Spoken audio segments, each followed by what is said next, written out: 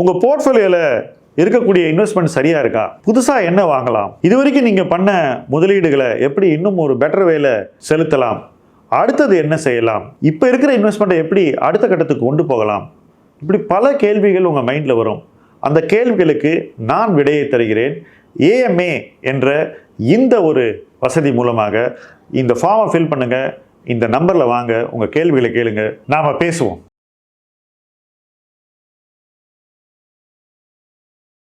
ரெண்டாயிரத்தி 20 நடந்த கோவிட் கிரைசிஸ்க்கு அப்புறம் நீங்கள் பங்கு முதலீட்டுக்குள்ளே வந்திருக்கீங்களா? அப்போ நீங்கள் நிறைய வெற்றிகளை மார்க்கெட்டுக்குள்ளே வந்த உடனே பார்த்துருப்பீங்க. அந்த வெற்றிகள் மிக குறுகிய காலகட்டத்தில் உங்களுக்கு வந்து சேர்ந்திருக்கும்.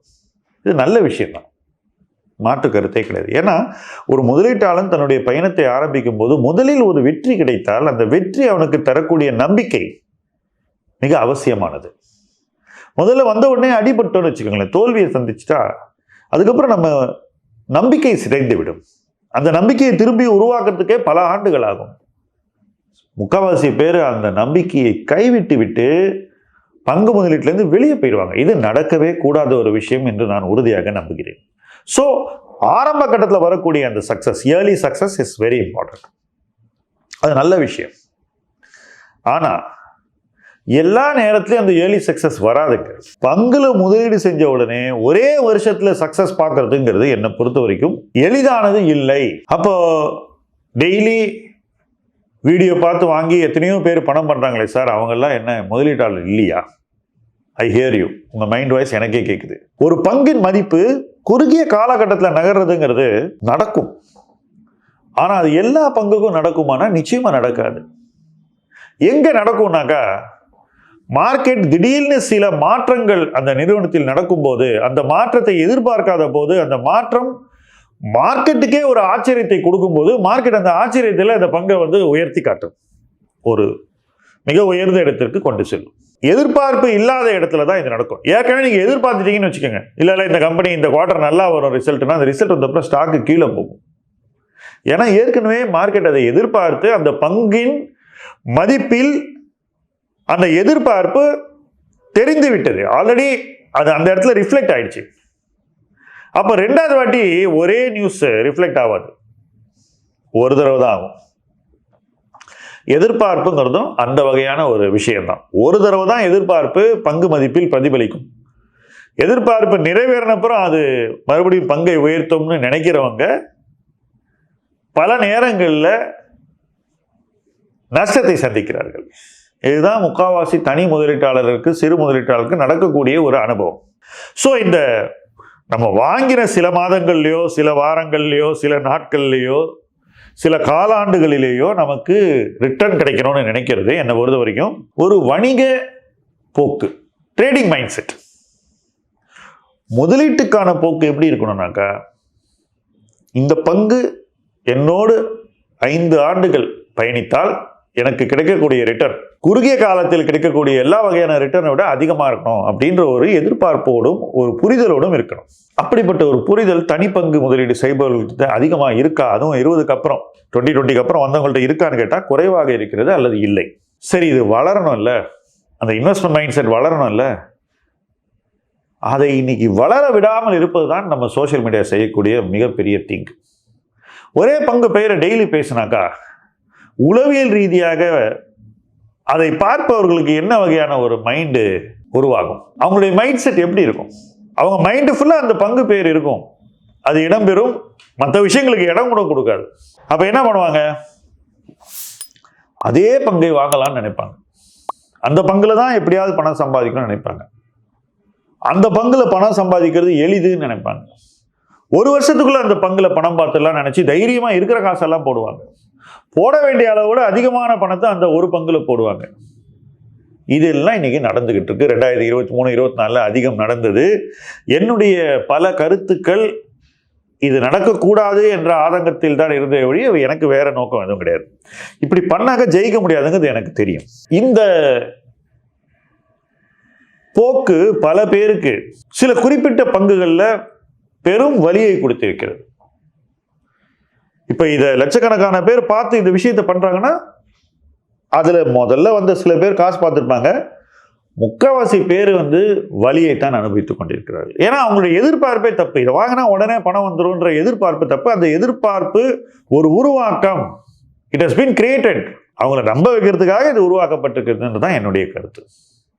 இதெல்லாம் அவசியமே இல்லைன்னு நான் நினைக்கிறேன். ஏன்னா investment is a boring business. இப்போ தினமும் நம்ம டாடா மோட்டார்ஸை பற்றி பேசுகிறோன்னு வச்சுக்கோம். ஒரு வருஷம் பூரா நடந்ததா இல்லையா? நடந்தது. அதே போல் இது நடக்கவே நடக்காதுன்னு மாருதி சுசுகியை பற்றி நம்ம நெகட்டிவாக பேசிக்கிட்டே இருக்கோம். ஏன்னா ஒரு விஷயத்தை உயர்த்தத்துக்கு இன்னொருத்தனை தாழ்த்தி ஆகணும் இல்லையா? அதுதானே யுக்தி பேச்சில். அப்போ அந்த யுக்தி முதலீட்டில் எப்படி பிரதிபலிச்சுன்னு பார்த்தீங்கன்னாக்கா, 9,000 ரூபாய் இருந்த மாருதி சுசுகி இன்னைக்கு 17,000 கிட்ட வந்துருச்சு. 1,400 ரூபாய் இருந்த டாடா மோட்டார்ஸ் இன்னைக்கு 800 ரூபாய் இருக்கு. இப்போ யார் சொன்னாங்க, என்ன சொன்னாங்கன்றதான் விட்டுருங்க. இந்த வீடியோனுடைய பொருள் அல்லது நோக்கம் அது இல்லை. அதை கடந்து நீங்க முதல்ல வாங்க. அப்போதான் நீங்க இந்த விஷயத்தை புரிஞ்சுக்குவீங்க. சொன்னவர்கள் பற்றி இது இல்லை இந்த வீடியோ. அவங்க எல்லாம் நல்லவங்க, விட்டுருங்க. சொன்ன விஷயத்தை புரிஞ்சுக்கிங்க ஃபர்ஸ்ட். ஏன்னா அதை நீங்க புரிஞ்சுக்கிட்டாக்கா நீங்க கரையேறிடுவீங்க. ஒரு விஷயத்தை பத்தியே டெய்லி பேசினா அது ஒரு வருஷத்துக்குள்ள ரிட்டர்ன் கொடுக்கும் அப்படின்ற அந்த நம்பிக்கையை முதல்ல மைண்ட்ல இருந்து எடுத்துருங்க. ஏன்னா நிறைய விஷயங்கள்ல இது ஃபெயில் ஆக போகுது, ஃபெயில் ஆயிட்டு இருக்கு. ஸோ ஒரு லாங்கர் டியூரேஷன் ஒரு பங்கை வச்சுக்கணும்னா அது எந்த பங்கா இருக்கணும்ங்கிறது ரொம்ப கிரிட்டிக்கல் ஆயிடுது. இப்போ நான் இந்த எக்ஸாம்பிளே திரும்ப திரும்ப எடுக்க போறேன். என்ன ரீசன்னாக்கா அது புரிதலை ரொம்ப எளிதில் உங்களுக்கு கொடுத்துரும். வேற ஒன்றும் கிடையாதுங்க. இப்போ நானே போரிங் ஸ்டாக்ஸ் போர்ட்ஃபோலியோல மாருதியோட 2 ஆண்டுகளாக பயணித்துக் கொண்டிருக்கிறேன். இப்போ நீங்க 2 ஆண்டுகளாக டாடா மோட்டார்ஸோட இருக்கீங்கன்னு வச்சுக்கோங்களேன். Right? You may not be in such a bad place compared to 1 ஆண்டா இருக்கிறவங்களோட. 15 மாசம் வாங்கினவங்க, 15 மாசம் முன்னாடி வாங்கினவங்க. ஸோ அவங்க நிலைமை ரொம்ப மோசமா இருக்கும். கரெக்டா? ஸோ ஏன் இவ்வளோ பேர் 15 மாசம் முன்னாடி இதை வாங்கினாங்கன்னு பார்த்தீங்கன்னாக்கா, கிட்டத்தட்ட அவங்க மூளை செலவை செய்த ஒரு நிலையில் இதை இன்னைக்கு வாங்கினா உடனே பணம் பண்ணிடும், ரொம்ப ஈஸி அப்படின்ற ஒரு ஸ்டேட் ஆஃப் மைண்ட்லேருந்து வாங்கியிருக்காங்கன்றதான் என்னுடைய பாயிண்ட் ஆஃப் வியூ. நிறுவனத்தை பற்றின என்னுடைய கிரிட்டிசிசம் 2ஆம் பட்சம். இன்வெஸ்டருடைய சைக்காலஜி என்ன, அந்த இடத்துல அவங்க எப்படி இதை பார்த்தாங்க, ஏன் இதை வாங்கினாங்க, இதுதான் என்னுடைய கொஸ்டின். இந்த கேள்விக்கான உங்கள் விடையை நீங்க தாராளமாக கமெண்ட் செக்ஷன்ல எழுதணும்னு நான் விரும்புறேன். என்ன ரீசன்னா, நம்மளையே கிரிட்டிசைஸ் பண்ணிக்கணும், தப்பில்லை. அதுதான் நம்மளை வளர்த்தோம். ஒரு வருஷத்துக்குள்ள பங்குகள் ஏன் அதிகமாக 2020க்கு அப்புறம் ரிட்டர்னை கொடுத்துச்சுன்னா, ஒன்று நிறுவன மதிப்பு ரொம்ப கம்மியாக இருந்தது, பங்குகள் தொடர்ந்து வளர்ச்சி பாதையில் இருந்தாங்க, வீழ்ச்சியே இல்லாத ஒரு சூழ்நிலையாக அது தோன்றியது ஒரு குறுகிய காலகட்டத்துக்கு. ஏன்னா எல்லாமே நின்று போச்சுன்னா அங்கேருந்து எல்லாமே வளர்ச்சி தானே. அந்த வளர்ச்சி காலகட்டம் முடிஞ்ச உடனே நிறுவனங்கள் தங்கள் மதிப்பை தக்க வைத்துக் கொள்ள முடியவில்லை. நிறுவன மதிப்பு சரிய ஆரம்பிச்சிருச்சு. சரிய ஆரம்பிக்கும் போது நீங்க என்ன நினைக்கிறீங்க, இல்ல வளர்ச்சி மறுபடியும் உடனே வந்துடும், பத்தியா போன 3 வருஷம் வந்து அதனால இப்போ அது வந்துடும். அப்படி வராதுங்க. அங்கதான் நம்ம தப்பு பண்றோம். அது வர்றதுக்கு ரொம்ப நாள் ஆகும். அப்போ அது 1 வருஷத்துக்குள்ள ரிட்டர்ன் கொடுக்கும் நீங்க எதிர்பார்த்து வாங்கியிருந்தீங்கன்னா 1 வருஷம் கழிச்சு மிஞ்ச போகுது வலி தான். இந்த பாயிண்ட் தான் நீங்க முக்கியமா நோட் பண்ண வேண்டியது இந்த வீடியோலயே. சரி, எப்படியா ஜெயிச்சிடலாம், ஏன்னா நம்ம எல்லாம் வைராகியம் உள்ளவங்க, நம்ம எடுத்த முடிவுல நம்ம ஜெயிச்சாகணுன்ற ஒரு மைண்ட் செட் உள்ளவங்க. அப்ப என்ன பண்ணுவோம், இன்னும் கொஞ்சம் பணத்தை அதுல போடுவோம், இன்னும் கீழே வரும்போதெல்லாம் வாங்குவோம். ஏற்கனவே எடுத்த முடிவு தப்பா இருக்கும்போது அதுல மேலும் மேலும் மேலும் அதிக பணத்தை போடும்போது நாம இன்னொரு விஷயத்தை செலவிட்டாதான் நமக்கு போட்ட காசே வரும். அது என்ன தெரியுமா, நேரம். அதை எப்படி நம்ம செலவிடணும், அளவில்லாமல் செலவிட வேண்டும். பாருங்க, நீங்க வாங்குற அன்னைக்கு 1 இயருக்குள்ள ரிட்டர்ன் பண்ணணுன்ற ஒரு நோக்கத்தோட உள்ள வந்திருக்கீங்க, வாங்கியிருக்கீங்க ஒரு நிறுவன பங்கை. அந்த நிறுவனத்தில் நீங்க எதிர்பார்த்த விஷயங்கள் எதுவுமே நடக்கல. 1 இயர் கழிச்சு நிறுவன மதிப்பு கணிசமாக குறைந்து விடுகிறது. கிட்டத்தட்ட ஒரு 60% வந்துடுது. பீக்ல இருந்து 60% வந்தோம்னா நீங்க என்ன பண்றீங்க, இன்னும் வாங்கணும், எப்படியாவது இதுல ஜெயிக்கணும்னு தொடர்ந்து மேலும் மேலும் உங்க பணத்தை போட ஆரம்பிக்கிறீங்க. ஸோ வேறு இடத்துல போட வேண்டிய முதலீட்டு பணம் இதுல தவறா அலோகேட் ஆகுது. அது அலோகேட் ஆன பிறகு கூட நீங்க வேற இடத்துல போட்டிருக்க வேண்டிய பணத்தை இந்த பங்குகளே தொடர்ந்து வாங்க செலவிடும் போது இந்த பணம் உங்களுக்கு எப்போ நீங்க எதிர்பார்க்கிற ரிசல்ட்டை கொடுக்கும், முதல்ல உங்க நஷ்டத்தை எப்போ ஈடு செய்யும்ன்றதே இன்னைக்கு உங்களுக்கு தெளிவில்லை. அது 1 வருஷமா, 2 வருஷமா, 3 வருஷமா, 4 வருஷமா தெரியாது. ஸோ யாருக்குமே தெரியாத ஒரு விஷயத்தை நம்பி நீங்க எவ்வளவு நேரத்தை செலவு பண்ண போறீங்கன்றதா இங்க கொஸ்டின். அந்த நேரத்தை நீங்க வேற ஒரு இடத்துல வேற ஒரு முதலீட்டுல செலவிட்டிருந்தால் கிடைத்திருக்கக்கூடிய லாபம் வளர்ச்சி, இது எல்லாமே நீங்க இழக்க போறீங்க. நான் சொல்வது உதாரண ரீதியான ஒரு விஷயமே தவிர ஒரு நிறுவனம் சார்ந்த ஒரு எதிர்கால கருத்து இல்லை. இது நடக்குதுன்றத சொல்றேன், அவ்வளவுதான்.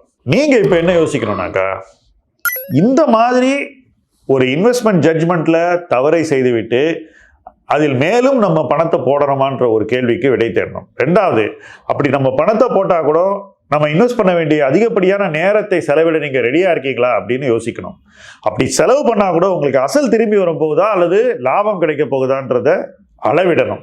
அப்படி கிடைக்கக்கூடிய லாபம் எவ்வளவாக இருக்கும், என்ன ரிட்டர்ன் கிடைக்கும், அந்த கேள்விக்கு விடையை தேடினீங்கன்னாக்கா அந்த விட உங்களுக்கு சரியா கிடைச்சிச்சுன்னா நீங்க அந்த இன்வெஸ்ட்மெண்ட்டையே மறுபடியும் பண்ண மாட்டீங்கன்றது என்னுடைய கருத்து. டவுனோட ஆவரேஜிங்க ஏதோ ரிலிஜன் மாதிரி நீங்க பண்ண மாட்டீங்க, யோசிப்பீங்க. இதையெல்லாம் யோசிக்க வேண்டிய ஒரு காலகட்டத்தில், ஒரு தருணத்தில் நம்ம இன்னைக்கு பங்கு முதலீட்டில் நிச்சயமா இருக்கும். ஏன்னா இனிமே எல்லா பங்கும் ஈஸியா மறுபடியும் பழைய உச்சத்தை தொடுவது என்பது சாத்தியமில்லை. அதுவும் சிறு பங்குகள், குறும்பங்குகள், மைக்ரோ கேப், ஸ்மால் கேப், இதெல்லாம் மறுபடியும் பழைய உச்சத்தை தொடுறதுங்கிறது அவ்வளோ எளிதில்லை. நிறுவனம் அதற்கான மிகச்சிறந்த ஒரு பிஸ்னஸ் பர்ஃபார்மன்ஸை கொடுத்தா மட்டும்தான் அந்த பழைய உச்சமே மறுபடியும் வரும். அப்போ நம்ம என்ன பண்ணோம், நாம தான் நம்மளை மாற்றிக்கணும், நம்மளுடைய எதிர்பார்ப்புகளை மாற்றிக்கணும். ஒரு வருஷத்தில் நமக்கு ரிட்டர்ன் கிடைக்காதுங்கிறத தெளிவாக புரிஞ்சுக்கணும். 3-4 வருஷம் வெயிட் பண்ணி ரிட்டர்னை எடுக்கணும்னா அது இதே இடத்துல எடுக்கணுமா வேற இடத்துல எடுக்கணுமான்ற ஒரு கேள்விக்கான விடையை நாம தான் தெரியணும். கடந்த காலத்தில் நான் செய்த முதலீட்டு தவறுகளையே திருத்தி கொண்டு இந்த இடத்துல இருந்தால் எனக்கு நான் எதிர்பார்க்க ரிட்டர்ன் கிடைக்காதுன்றதை ஏற்றுக்கொண்டு வேறு எங்கு போய் அதை முதலீடு செய்யலான்னு ஆய்வு செய்து அந்த இடத்துல போய் இன்வெஸ்ட் பண்ணி நின்னதுனால தான் என்னால் வளர முடிந்தது என்ற அப்பட்டமான உண்மைதான் இந்த வீடியோ நான் போடுறதுக்கான காரணம். இந்த வீடியோ நான் உதாரணமாக சொன்ன பங்குகளை உயர்த்தவோ தாழ்த்தவோ செய்யப்பட்ட வீடியோ இல்லை என்பதை நான் மிக பணிவோடு உங்களுக்கு சொல்றேன். உதாரணம் எதுக்குன்னா, உதாரணம் இல்லைன்னா வீடியோ ட்ரையா இருக்கு உங்களுக்கு புரியாதுன்ற ஒரு நோக்கம் தான் உதாரணங்கள் சொல்வதற்கான காரணம். உதாரணத்தை கடந்து என்னைக்கு நீங்க நான் சொல்ற விஷயத்தை தெளிவா புரிஞ்சுக்கிறீங்களோ அன்றிலிருந்து உங்கள் வளர்ச்சி பயணம் துவங்கிவிடும். அந்த பயணத்தில் இணைந்து பயணிப்போம். முதலீட்டு களம் உங்கள் களம். நன்றி.